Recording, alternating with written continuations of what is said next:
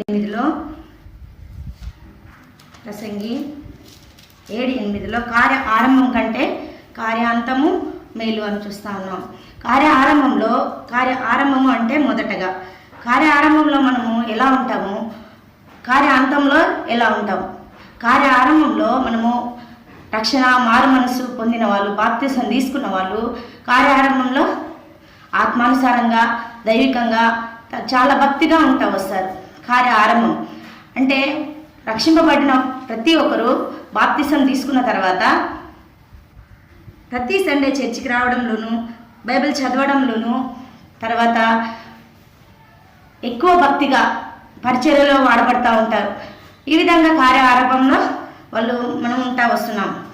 అయితే అదే భక్తి అదే విశ్వాసము అంతవరకు మనం కొనసాగిస్తున్నామా లేదా అనేది మనం ఇప్పుడు చూసుకుందాం.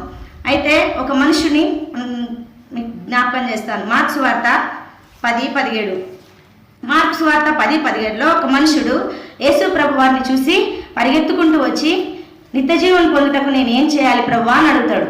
అప్పుడు యేసు ప్రభు వారు ఏం చెప్తారంటే, నీ దొంగతనం చేయవద్దు, నరహత్య చేయవద్దు, దొంగిలించవద్దు, నీకున్న ఆస్తినన్నీ బీదలకు అమ్మి నన్ను వెంబడించమంటారు. ఏ విధంగా అయితే ఆ మనుషుడు పరిగెత్తుకుంటూ యేసుప్రభు దగ్గరకు వచ్చాడో అలాంటి మనుషుడు ముఖం చిన్నబుచ్చుకొని దుఃఖముకుడే వెళ్ళిపోయినట్టుగా మనం మార్క్స్ వార్త 10:17లో చూస్తూ ఉంటాం. ఆయన వచ్చినప్పుడు ఏ విధంగా వచ్చాడు? ఉజ్జీవంగా, యాక్టివ్నెస్ ఎక్కువ కనిపించింది. అంటే కార్య ఆరంభంలో ఆ విధంగా ఉన్నాడు, అంతం ఏ విధంగా ఉంది? దుఃఖంతో వెళ్ళిపోతూ ఉన్నాడు. అయితే ఆత్మీయంగా మనం కూడా కార్య ఆరంభంలో ఏ విధంగా ఉంటామో అంతం వరకు ఆ విధంగా ఉండాలని దేవుడు ఆశపడుతున్నాడు.